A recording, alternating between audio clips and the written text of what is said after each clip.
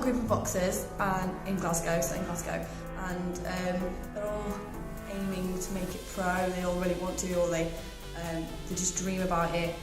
And we play kind of follows this character called Cameron, and he joins the boxing gym a bit later than all the other boxers. And we follow his journey really throughout his career. So him in the amateur gym, his relationship with his mother, Jenny, his relationship with his coach, his relationship with everyone else in there, and then finally there's a big fight at the end. I'm not really gonna Beautiful burnout at the Upper Gym on April the 4th and 5th at 7:30. Who's gonna say it? Yeah. It'll be a workout. Yeah. Covers Up is about real relationships, real people, and real conversations that happen in bed. I was actually having a conversation with my mum about what I could put in the festival. Had loads of ideas, and it occurred to us we were sitting on bed having this conversation, and how interesting that was to see what people would actually talk about when they're on their own in their own bedrooms. It's a very private place. People aren't supposed to go in there. You're not supposed to hear the conversations that people have in their bedroom. And sometimes they are really important conversations because you can't have them anywhere else.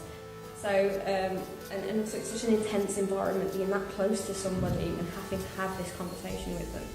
So I just thought that would be a really interesting thing to look at. And you can come see Covers Up at Joe H Making on Pilgrim Street, and it's on the 10th of April at 7:30, and it's also on the 11th of April at 2 o'clock, and then again at 7:30.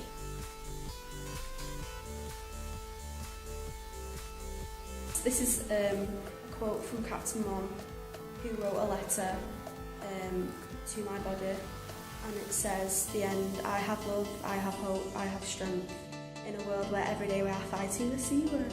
Everyone in their life is going to experience cancer in some shape or form, so either through knowing someone who suffered with it or getting it themselves. It's just inevitable. The C word is looking at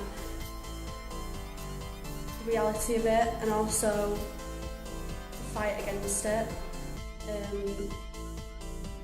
How the body is strong and the mind and how they work together to fight something that's so devastating and kills millions of people a year. C words are the 6th and 7th of April. We've got the matinee on the 6th, which is at 2 p.m, and the performance is at 7:30 p.m. on both days, the actual performance.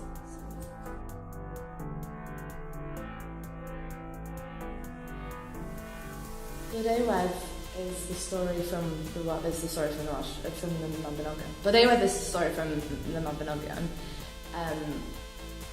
But as our piece kind of developed, as the nature with new pieces, I think, in the rehearsal room, things were being devised and stuff, that we sort of realised it's not just her story anymore, it's the story of all these characters that we've created in the world.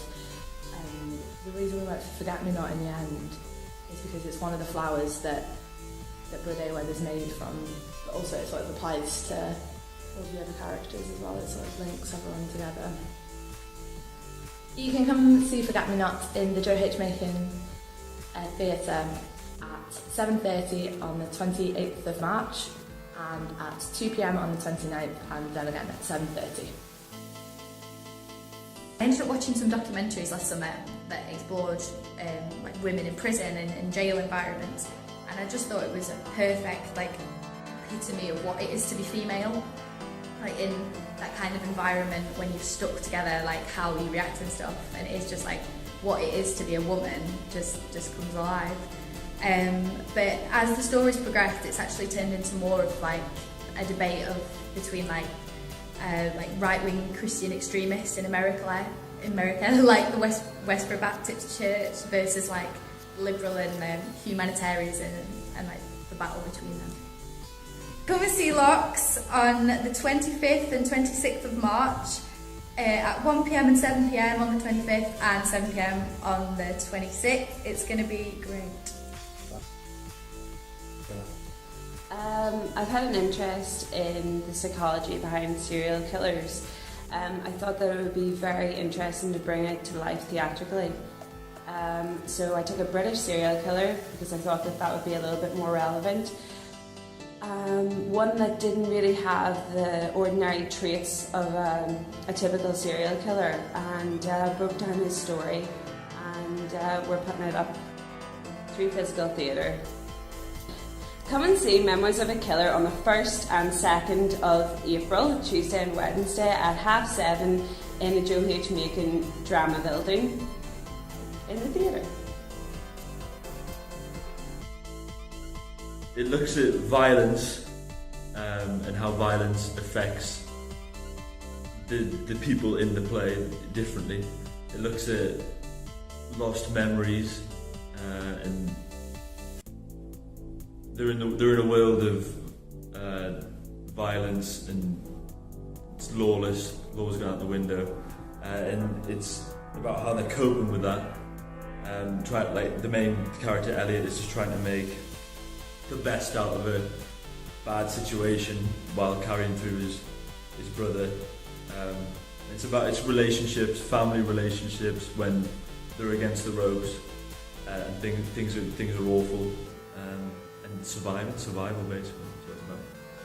Mercury Fair is on at the Blade Factory, which is in the Camp Furnace, at 7:30. That's it. Really good. If you look in society now, especially in the newspapers, we talk about criminals or people who have committed a crime as though they are a waste of space. They shouldn't be in prison, especially people who commit serious crimes. They should be just taken away, and they're just a waste of space. So we have flipped that on its head, and everyone in all the characters involved in this play have committed a crime. Some are serious than others, but at the end of the day they've committed a crime and they are all wasted space. And no matter what crime you have committed, whether it's you've killed 4 people or you stole money in wasted efforts, you are the same person, you are still a waste of space. 9th and 10th of April, 7:30 at House, just off of Jamaica Street. Just off the ridge. Just off Jamaica Street.